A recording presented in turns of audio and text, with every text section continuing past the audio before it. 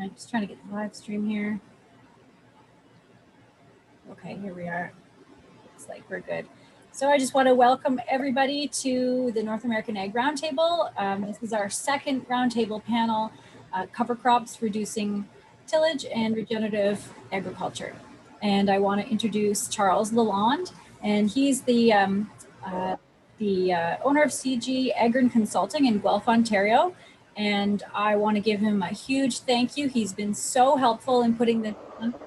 His vast network of connections in the industry and his love of the industry has been really apparent, and he's been a huge help for all of this. So I want to thank him as well.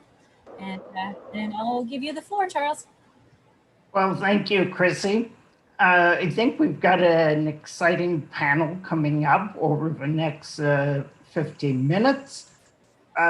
I'm going to lead the discussion through a series of questions. We're going to cover things like seed mix, incentives to increase participation, the role of equipment, leadership, as well as squeezing out the maximum benefits from cover crops.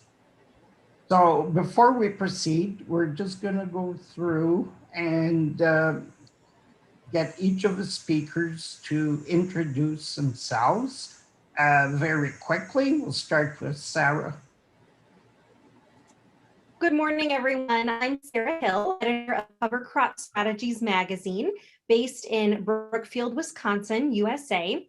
Cover Crop Strategies magazine involves all aspects of cover crops, from seeding to soil health, termination, and more. Pete. Well, good morning, everyone, and appreciate the opportunity. Looking forward to the discussion. Peter Johnson, I'm an agronomist with Real Agriculture. We do research. I farm in my spare time. I worked as the provincial cereal specialist for 30 years, and I've got not much knowledge, but tons of it. Thank you. Ken? Yeah, good morning, everyone, or I guess good afternoon now for those of you in the East.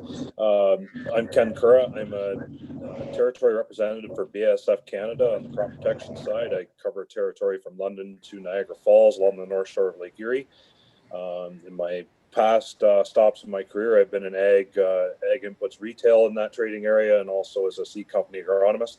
I'm a certified crop advisor. I'm former chair of the Ontario Certified Crop Advisors Board and now serving as past chair. So look forward to the discussion today, speaking just in my experience in the territory and also from a certified crop advisor standpoint in terms of adoption of cover crops. Thank you. Jeremiah?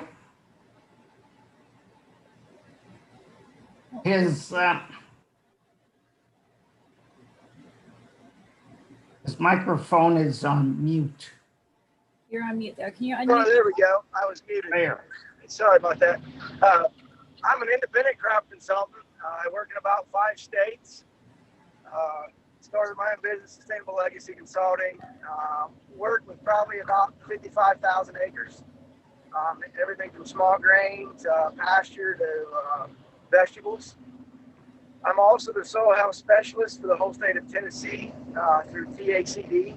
So I don't know that I have all the answers, but I have a good variety of things I get to deal with. So I deal a lot with cover crops, so with soil health. Thank you. Hopefully, did you guys hear me? So Jonathan hasn't been able to sign on? Nope, I guess if it comes up, then. Yeah, so I'll kick it off with a question to the panel. Which cover crop works best seems to be regionalized? Are there any of species that tend to be universal to include in a crop mix? And maybe we'd start with Sarah. Sure, thanks, Charles. So in my experience, which cover crop species has not tended to be regionalized? So earlier this year, Cover Crop Strategies conducted our first annual cover crop benchmark study. The study received responses from more than 1,400 participants. 90% were farmers, and they were from 45 different states and 24 foreign countries. 2/3 of those survey participants stated that cereal rye was their cover crop of choice. So this just goes to show that cereal rye is an easy cover crop to grow. It can be used as forage. So that versatility makes it a really good fit for growers just about anywhere. Okay, maybe I'll pass it on to Pete in terms of a comment towards the next crop, and do we need to have mixes of cover crop? Sure, Charlie, thanks. And so cereal rye is certainly one option, but man, it's not the only option. And there's lots of research out there that says trying to grow corn following cereal rye, we run into some real allelopathic concerns with the BOA and DIBOA, DBOA compounds that rye tends to release. So from our perspective, there's many other cover crops you can look at. Oats are often the base, but then you also have to look at the amount of growing season you have left for that cover crop to grow and what you want it to do from that perspective. So even, I mean, I hate suggesting it, but buckwheat is a bad weed problem, but it also makes a good cover crop if you have a really short window that you're trying to get something to grow in that window. I go to Western Canada and we almost have to find something we can seed into the standing crop because they have so little season left after they harvest. They're harvesting now, and freeze up is in, could be in 2 or 3 or 4 weeks. So really a tight window from that standpoint. And cereal rye doesn't fit very well in their rotation, primarily because of the season that they're dealing with. And so I think those are kind of my thoughts around which species. I like sunflowers, by the way. I think every grower who grows a cover crop should throw in a few sunflowers right along the road. It doesn't have to be the whole field. It's right along the road because it's a public perception thing. And man, when the people drive out of the city and are driving through the countryside and they see those sunflowers, come to head, they just look at that and say, oh, those farmers are doing such a great job. So, add a few of those in just along the road. It's a public perception issue. So hopefully, Charlie, that I think that covers it for now. Ken? Yeah, so for me, the very basics, and they've actually been around a long time, although we seem to talk about cover crops as a relatively new concept. But, in my territory, I kind of go from the light sands of the Norfolk and East Elgin, South Oxford sand plain up into Brant County. So light sands there. Cereal rye has been kind of a long-standing fall tradition, but then it goes back to Peter's comments about the amount of season you have left to establish it, right? Like those vegetable crops might be coming off now. Soybeans will be coming off starting next month. Even for corn that comes off in November, we've planted cereal rye down there early in December if we have an open fall and can get establishment. So works nicely down there on the sands and some of the lighter loams in my territory. Relatively simple for growers. We get onto the heavy clays to the east down in the Niagara Peninsula. It's red clover country, and benefits are obvious. Relatively easy to establish in those fine textured old soils down there. Nice effect on the soil in terms of tilth. Quite often in that area, some of those acres are actually left in red clover fallow or harvested for seed, so they get some multiple benefits there. But really to prepare corn, wheat stubble with that red clover for the following year or 18 months ahead corn crop, depending on if they summer fallow it for a year. So that's the simple part of it. We do see a lot of oats in the late summer vegetable crops and on the loams up here around the processing plants. Again, it's an easy cover, holds ground down, prevents it from washing. So some nice, simple, and relatively inexpensive benefits there. And now over the last 5 or 6 years, we've moved into the 2 to 4 way mixes of those. So that's kind of been the next evolution of crops. It's somewhat regional by soil type.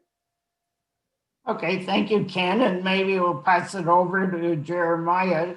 And in the work that you do, and do you see a lot of different mixes being used? Yeah. So I guess if it's my turn to answer, I do see a lot of mixes. You know, definitely the context of where you're at, you know, and how long of a growing window. But I see a lot of the bases I use. I go from, you know, the light sands of a 2.5 exchange up to probably 18 exchange, 20, and depending on the person and whether or not, you know, how they can manage it. Cereal rye is great. A lot of people use it, but it can also get away from you very quickly, especially down here in Tennessee and that where they have a longer growing season.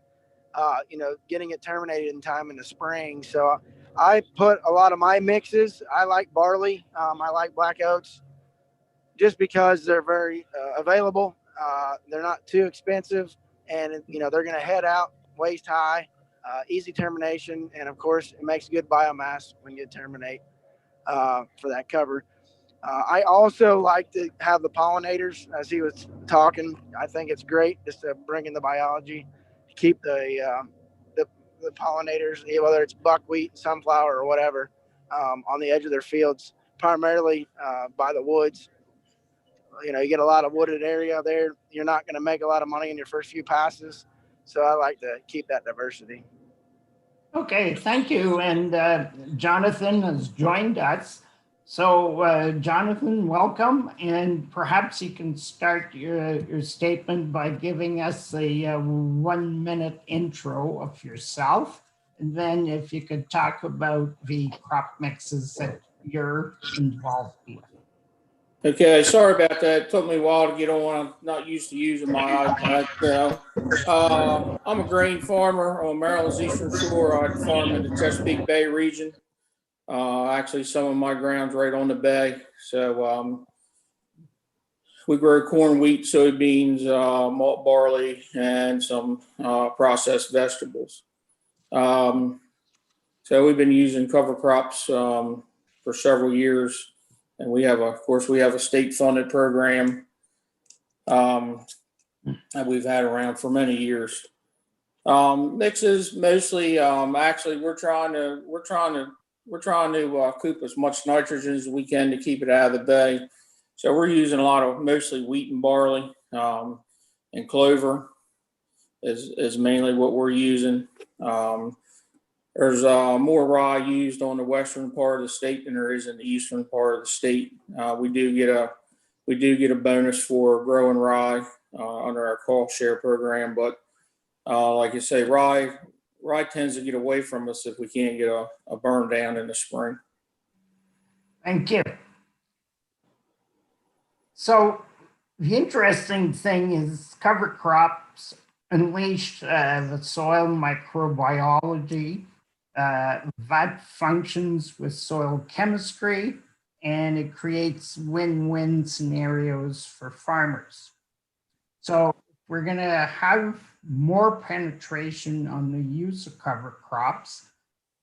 Where do incentives fit in?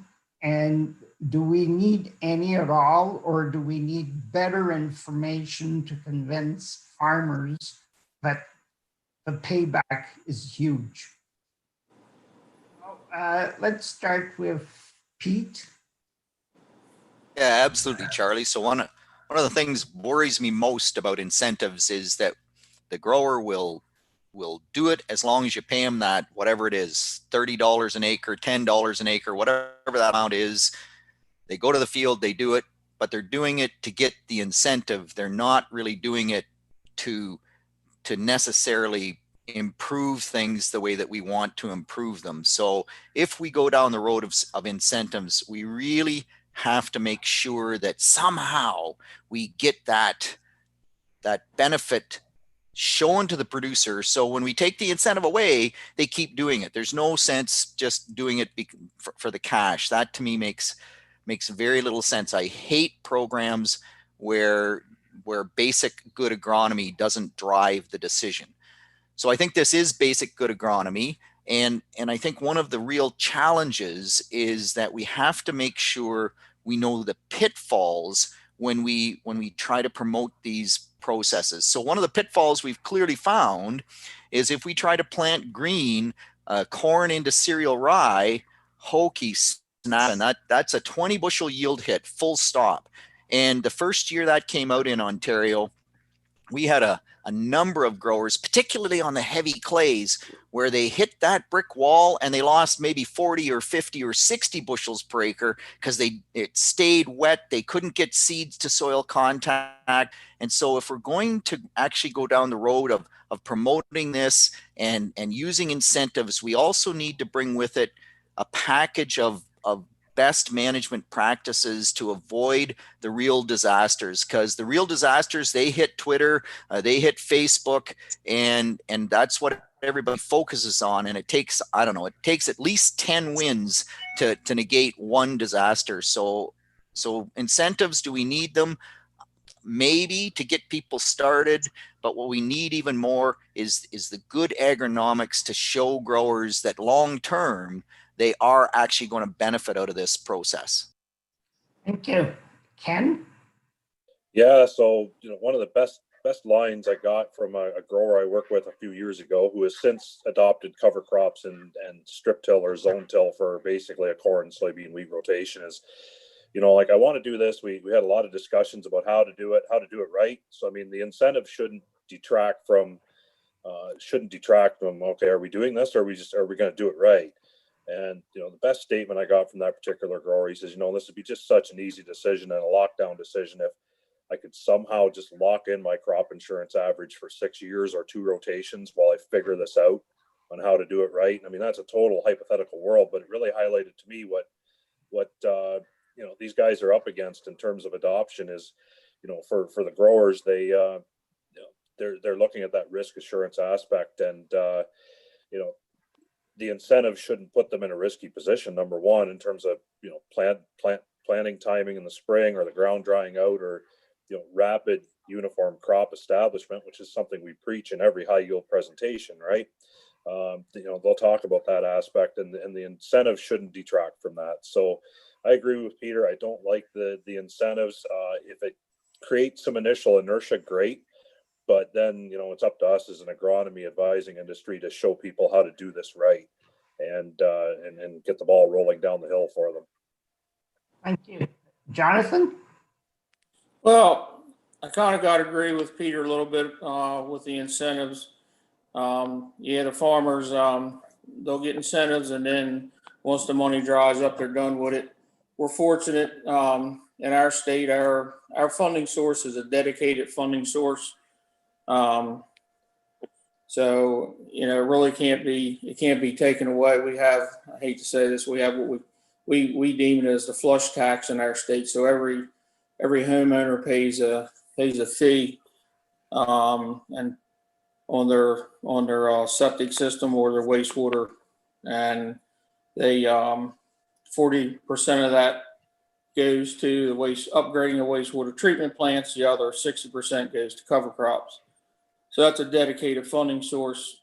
But we've had to taper that money back because we've had more and more farmers sign up for cover crops because they're seeing the benefit of cover crops and what good they are doing. So it's kind of been a win-win. But our incentives are because we have to meet nutrient load reductions by certain dates. And that's our big push for having incentives, because we need as much cover crop on the ground as we can get in the Chesapeake Bay watershed. Thank you. And we'll go to Jeremiah. All right. Made a lot of good input there. So what I think is, I like the incentives, but I also know that if somebody doesn't have skin in the game, they're just there for the money and to get out. But I feel like these programs need to be 5 years, and we need to do a lot more of getting out and showing them, like we've been talking, hands-on agronomy stuff.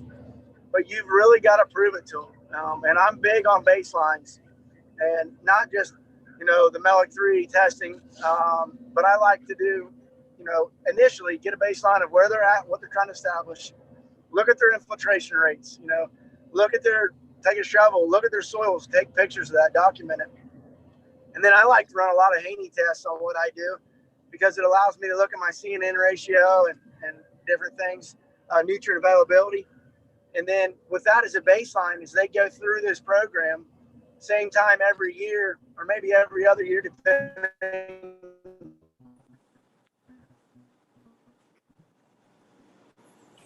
Okay. If we're has a different aha moment, of course, finding. I'm sorry. Somebody say something. We lost your feed. Oh, can you hear me now? Yeah. Sorry. We lost you again. So I'm going through South North Carolina, but to pick up on the point for Sarah, but self-funding could be a huge part of moving forward. And we've relied on leadership of farmers, early adopters, to promote cover crops. But if we could bridge that gap, can we create a win-win? Sarah?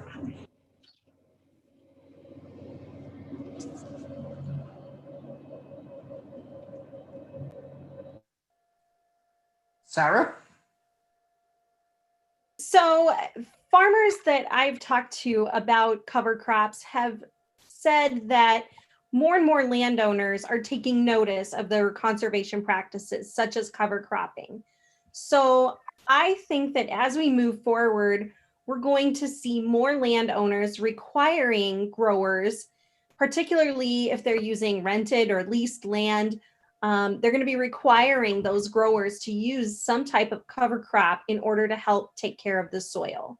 So the challenge lies in helping those growers to think outside the box of cover crop options and to find something that uniquely works for their situation, their operation, that's going to help them be profitable, but at the same time, give them those great soil health benefits that they need. I'd like to go back to Pete. Getting the public to pay part of this should be a huge factor.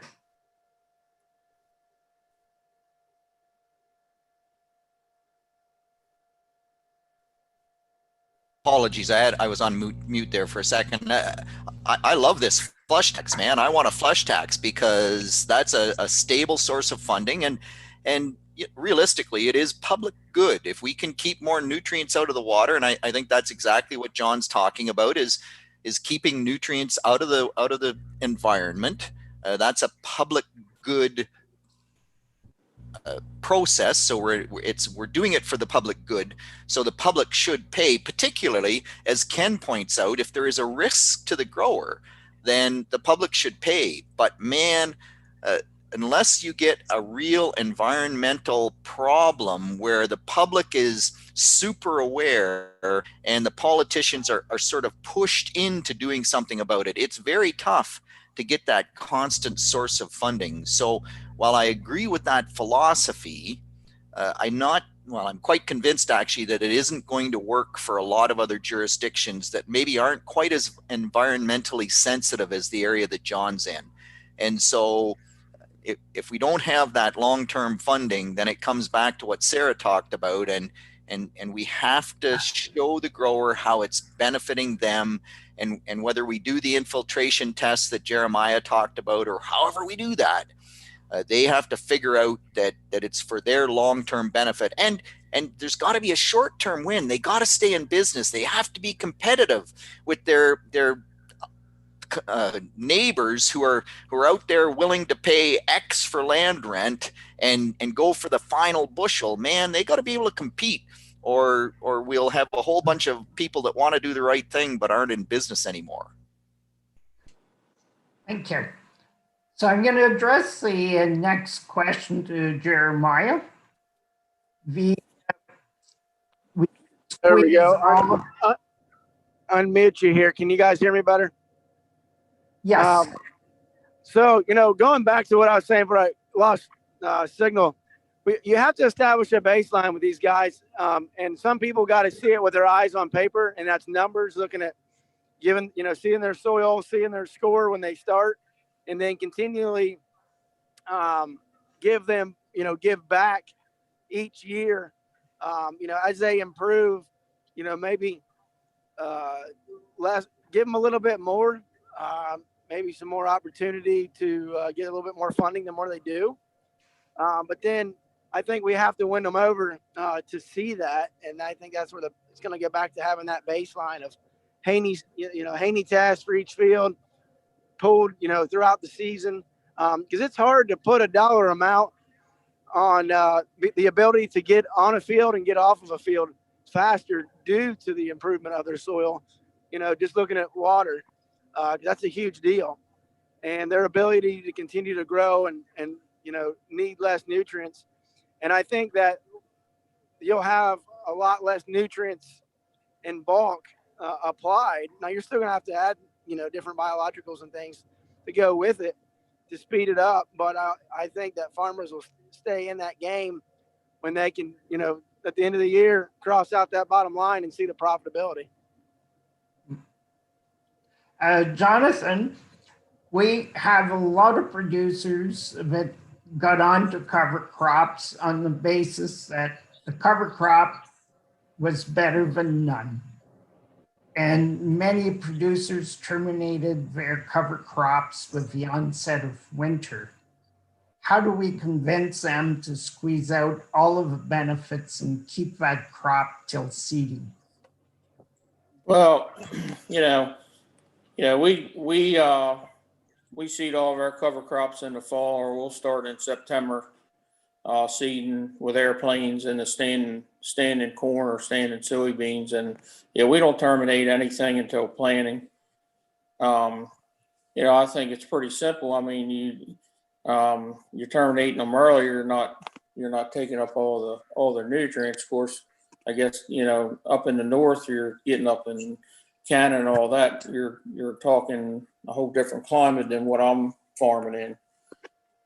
But you're planting into the green. It's something I'm just starting to experiment with a little bit, planting green. But you're trying to pull all that nitrogen and you're trying to make a nice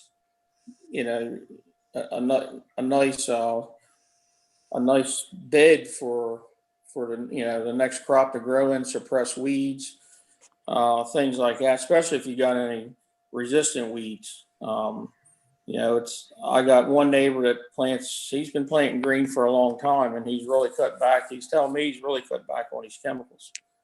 Now he spreads a lot of slug bait because we have slug issues because we tend to get wet springs, but he said it kind of offsets what he's not using in chemicals now, herbicides.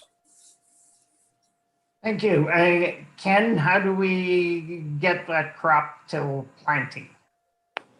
Yeah, so the question of when to terminate, a lot of it's going to depend on the grower's comfort level. Quite often they look at, let's say, a stand of red clover that's just a really great catch in the late winter when it's seeded, or early spring, and lots of late summer rains at this time of year, and they'll eyeball that and say, geez, I think I got to bail out on that one and kill it off prior to fall. The other thing in Ontario is we have such a variable climate as you drive north and east, right? We have a lot more bare ground against the North Shore of Lake Erie than we do even driving 90 minutes north, where we get up onto higher elevations and closer to lake effect snow off of Lake Huron. So the decisions become very different. I think I go back to what we were preaching a few years ago when we talked a lot in Ontario about 30% soil cover, dead or alive. So I think that's the first and biggest hurdle to cross with growers when we look at cover crops. If it's terminated and there's residue there going into the winter, you're in an area of good snow cover, well, then it's a reasonably safe scenario.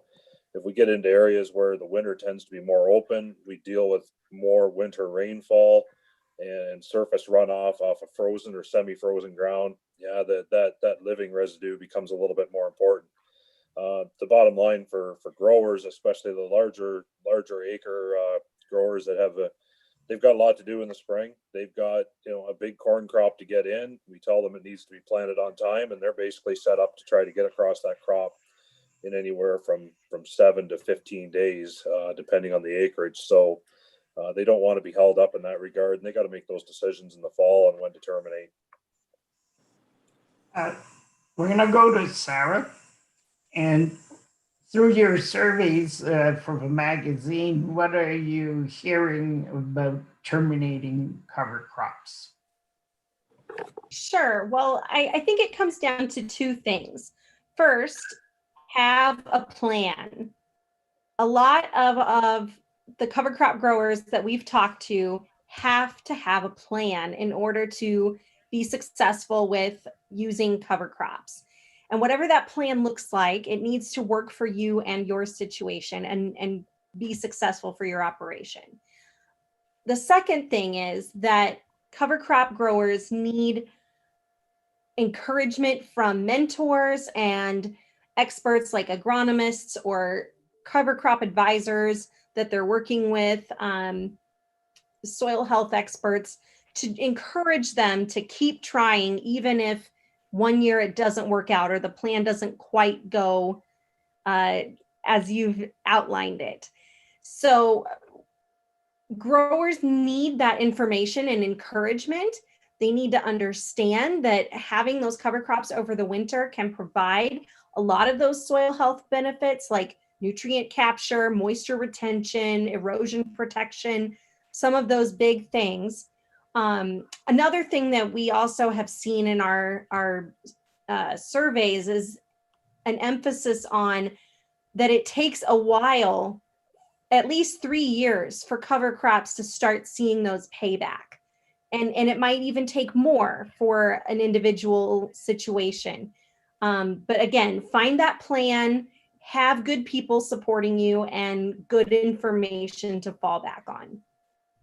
Thank you. And I'm going to ask Pete to comment. What are the laboratory supports for soil health so that we do markers for the farmers in terms of how their soil is improving once they use cover crops? You are on mute. Sorry, I'm going between mute and typing in the chat box. And so I hit the space bar, should unmute me, but no, it's just typing spaces in the chat box. Crazy. So Charlie, if you're asking about the laboratory tests, there's a number of different tests that we can look at. And there's real questions about which ones work well. And we don't even know really which parameters we should be measuring to get the best possible picture on organic matter, or pardon me, on soil health. But I think at the end of the day that Jeremiah had a great way to know if you have better soil health. You don't need a lab. It's an infiltration test. Pound that pail in the soil and dump in an inch of rainfall. See how long it takes to get into the ground. I think another one is soil organic matter. And our understanding of soil organic matter has changed so much in the last little while that it's really impressive what we can do with some living crop during the non-growing season or during whatever season that we're not using to crop. As far as the Haney test or the Solvita test or I mean, every different jurisdiction has different tests, and they're all good. They all measure some things that are important, but I think we still need to develop our understanding of how all those different parameters play. And by the way, one of the things that I really, I think we need to go back to, that a lot of growers don't always pay attention or enough attention to, particularly when I get into some of the Dakotas or up into the Western Canada, is that part of soil health is good basic soil fertility, good potash levels, good phosphorus levels. Man, you can't grow a good crop without good base fertility. And so that needs to come into play as well. Jeremiah, would you like to comment? Yeah, I think as back to what he said and what Sarah was saying, you know, the farmers got to have a plan. And I would 100% agree. When you take a soil, put it in covers, it takes 3 years. I think that there's a combination here. You know, looking at testing, I think we could do several things. One, you know, Melic 3, of course, I look at it as a three-legged stool, okay? You have your chemistry, physics, and then you have your biology. And I think throughout growing season, when I'm looking at calcium-magnesium relationship, looking at the chemistry on base saturation, you know, Melic 3 is where I go for that initially. But again, that doesn't give any credit for our biology. So that's why I like the Haney test. I like the PLFA. You know, I deal a lot with Brookside Laboratories and Regen Labs and Ward. And so, you know, there again, it's almost like our soil is like a human. You know, we go and we get lab work done. We get baselines to see how healthy we are. We do our yearly checkups. And I think that with all that data and SAP analysis throughout the growing season, you know, being an agronomist, people were always like, well, you got to do this and do that. I said, at the end of the day, it's about balance. You know, you're looking at a snapshot picture of balance, and rain events are going to change, you know, weather on how that plant does. And that's why I like using the SAP analysis throughout the growing season. I pull a lot of my Haneys in the spring because, you know, I look at a lot of cold frozen areas as well that do freeze, and then some that don't necessarily get as cold. But, you know, organic matter, we're talking about that is important, but our cooler seasons, you know, the more north I go, you know, I'm native from Ohio, so we have a higher organic matter, but we shut the factory down 5 months out of the year. And I think that for me and the clients I'm working with that are slow going into it, getting them started, looking in the spring when that soil is warming up, the biology is becoming more active, getting them to start and see that. And then, you know, maybe every other year, make them test and look at that data and see the rise, see the charting of those fields and how they've improved. And, you know, we're talking about having a plan, and sometimes you need a backup plan because, you know, a lot of guys are into it this spring. Their termination process is, you know, 2,4-D Roundup, gramoxin, not necessarily roller crimping, but, you know, trying to, if you don't plant green, you got to plant crispy. Because if not, anybody that's ever been involved in that, it is a mess. So, you know, having the plan with the farmer, okay, if we can't, you know, what are we going to do? You know, when you're putting together these portfolios for these farmers, and, you know, every field's going to have a different context. Then you have logistics of getting it on, how we're doing that. But you got to make sure that their equipment's going to, because a lot of people they jump in because everybody said to do it. You have money to do it, but yet, you know, maybe they're rolling.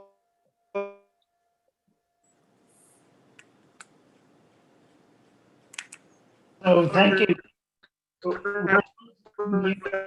Maya.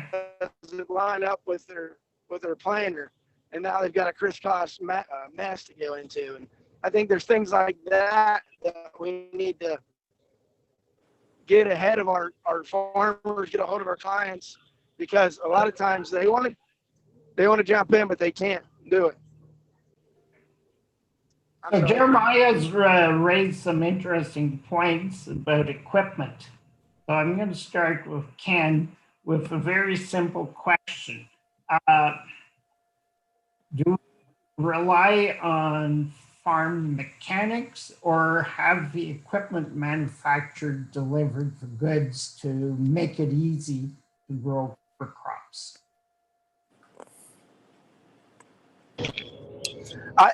I think it's a twofold thing. It's always been my experience that farmers are geniuses. They're inventors because they have to take with what they have and make it work.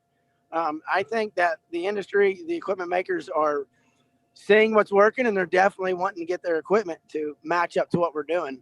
Road cleaners, in furrow, fertility, things like that. But I see the farmers really doing what's adapted to them more so than just the equipment makers. Ken, what are you seeing with your area? Yeah, so that was a great point raised there, and farmers will find a way to figure it out. It's been mentioned multiple times, have a plan too, and in farming we always have plan A and then plan B, and we hope we don't have to go to plan C. We just kind of roll with the punches, right? But yeah, it's been mentioned, of course, cereal rye or other cover crops getting away on you, using that term. So what is plan B? What are my equipment capabilities, right?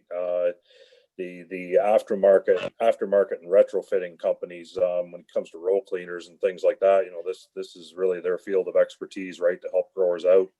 But it's fitting those components of the plan together.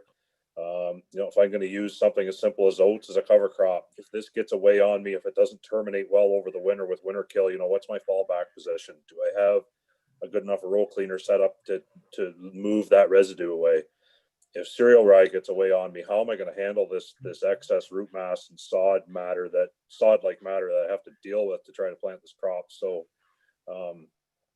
growers will figure it out. They usually only have to learn one hard lesson to figure it out. And it was a great comment. They're geniuses. From an engineering standpoint, they will find a way. And they're relatively simple solutions. It's just finding one that works and avoiding falling back into plan C and D. Jonathan? Yeah, I agree. Growers are figured out. But yeah, you definitely got to have a plan. And the equipment, you better have the equipment to work with what you're going to plant into. And I think the big thing is patience, especially if you're going to plant green.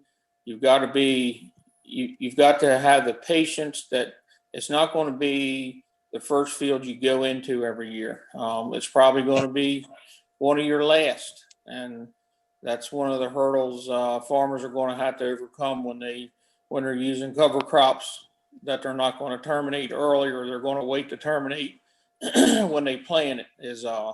And a lot of times that's a problem with farmers. A lot of farmers don't have a lot of patience when it comes to planting. When they're ready to go, they're ready to go.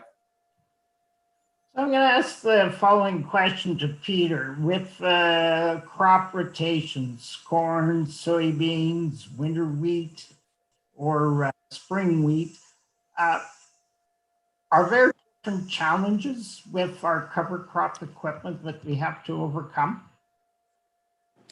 Yeah, so absolutely. Every cropping system will have different challenges from an equipment standpoint. And for much of the Great Lakes Basin and throughout the U.S. Corn Belt, actually, there's a tremendous opportunity for cover crops if you include wheat in the system, because you have that growing system after the wheat. And there's some real soil health benefits from that rotation as well. We've documented them, a 5% increase in corn yield and 11% increase in soybean yield. But are there differences? Absolutely. Row width makes a difference. And if I want to plant a cover crop and I really want it to establish in 30-inch corn, well, broadcast into that is pretty questionable most places, most years. Whereas if I can actually get the seed in the ground, I've got a much better chance of getting that cover crop to establish. So yep, system makes a big difference in terms of what equipment you would need to make that whole process work. Sarah, what do you see in terms of the different surveys? Sure. So Peter is absolutely right when it comes to different operations having different needs in equipment and making cover crops work. So in our cover crop benchmark survey, we found that growers are effectively using all types of tillage in conjunction with cover crops. Cover crops are being used by growers across the agriculture industry, including growers who raise pulse crops, fruits and vegetables, hemp, even nuts, and vineyard owners. So I think there's a real opportunity there for equipment manufacturers to expand their customer base by just thinking about all of the different types of growers who use cover crops, and maybe a little less emphasis on the big cash crop growers. Very good. I'm going to ask you a question, but none of you have discussed together. Where's the low-hanging fruit to move forward? So if you had one thing to choose, what would you see as an early win? And I can start with Ken. Well, the low-hanging fruit is obviously working behind the winter wheat acres, right, or the summer harvested cereals. That's the easy one. Generally it's probably the friendliest time of year to be on the land in terms of minimizing compaction or anything else, some of those damages we do in the spring and fall when the weather doesn't cooperate during those operations. So, winter wheat opens a lot of doors, whether it's, we have growers up here now that they're doing some subsoil ripping or tillage just to try to break up some hard pans from the last 2 or 3 years challenges in the spring and fall.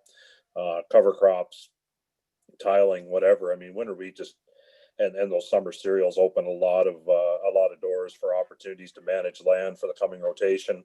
Throw the processing vegetables into that and some of the other smaller summer seeded crops. That's and anywhere where that crop is out of the way at this time of year and through September, there's a low hanging fruit to start doing some things. Jonathan?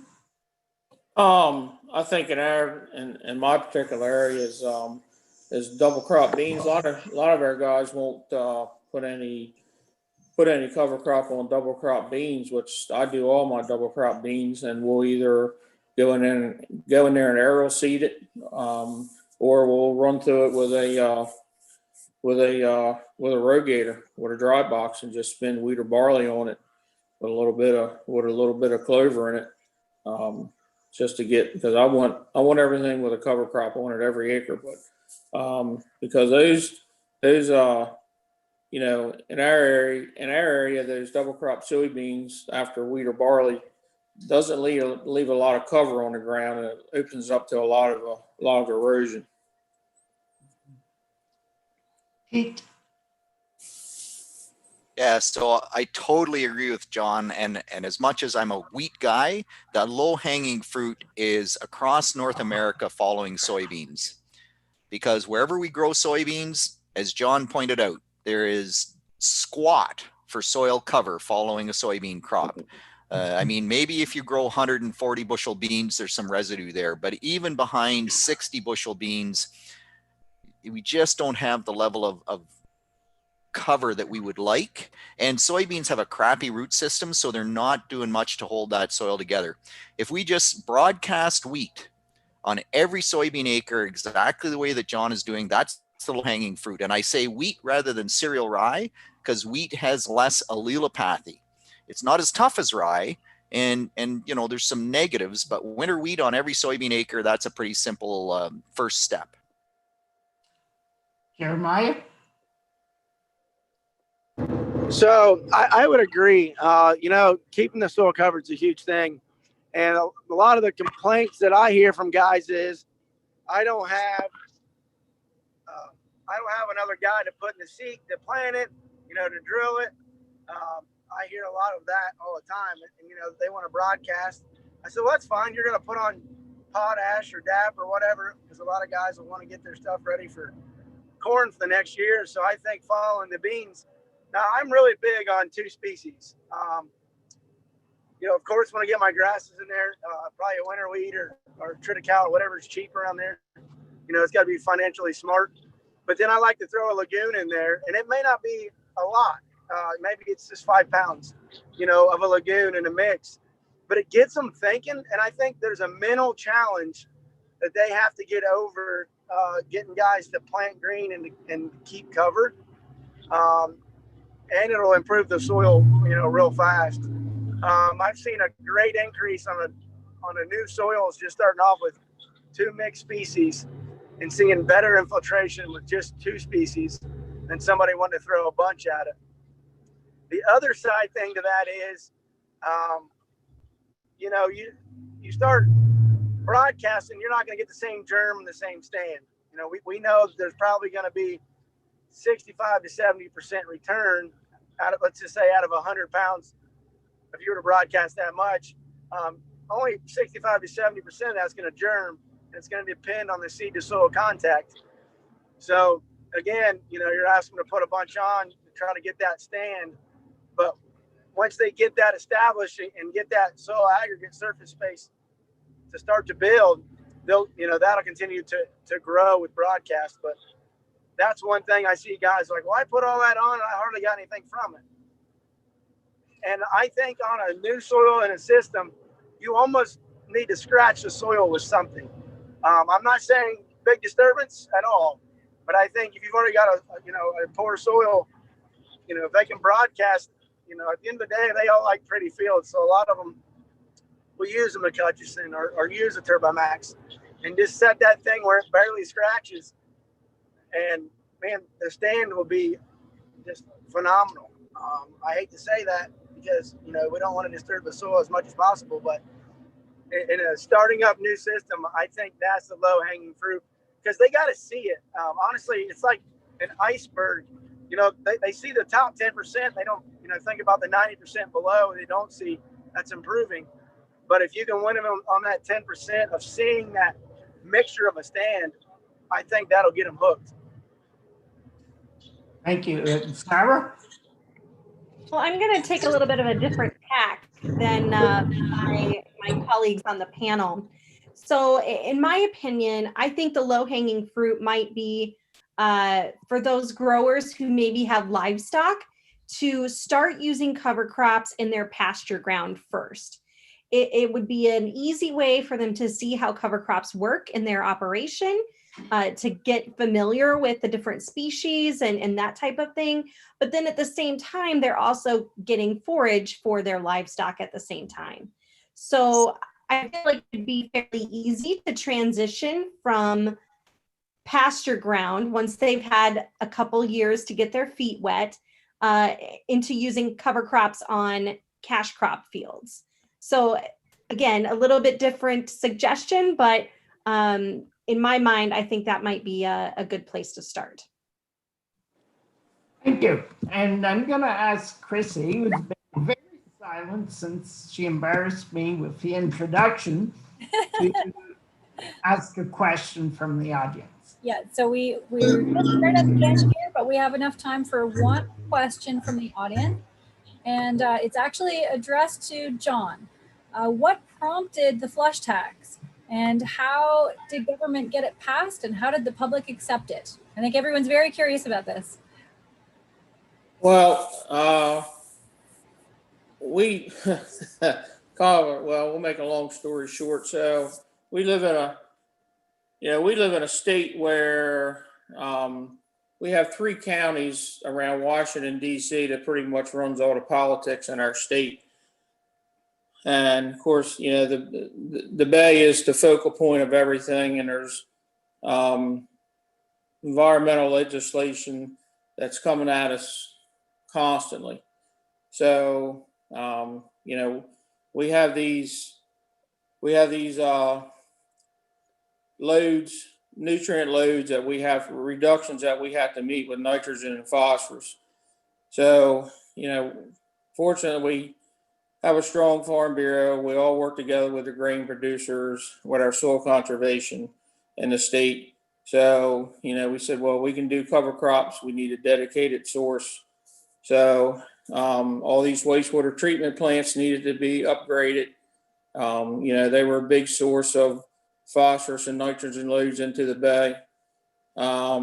So a bill was written to make this dedicated source of funding where everybody has every property owner pays $25 a year, and that's where that money goes.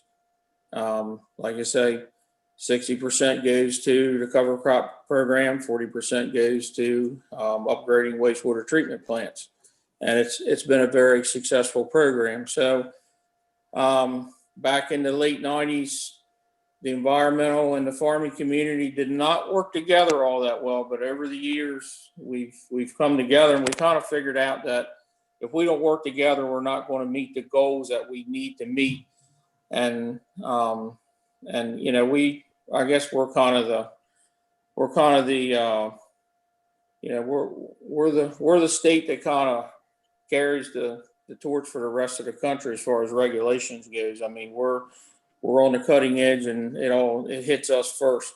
And you know, our farm bureau, our state farm bureaus hosted many groups, other groups, and and toured them around the state and see what we do, because you know they want to see what we do here and how we're doing things here to work with our environmental community and our legislative community. Now, sometimes it's not as easy as you might think it is, but we've made a lot of progress over years. But it was accepted. A couple counties went and started taxing impervious surfaces, so parking lots, rooftops, things like that. That was our last Democratic governor. We have a Republican governor now, so he got all that taken off, and that was a little bit overreaching. There was a lot of complaints about that, but the flush tax, we never got any complaints because the citizens see good out of it. They see what the farmers are doing, and they see what the wastewater treatment plants are getting upgraded, so they can actually see progress out of it. Well, thank you all so much for this. I know I need to display the QR code for people to get their CEU credits, but I just want to thank everybody. And Charles, again, I won't embarrass you this time, but thank you so much. And we'll have this will stay up on YouTube so people can rewatch it, or anybody that missed it can see it too. Thank you. It was wonderful. Thanks, everyone. Thanks. Thank you.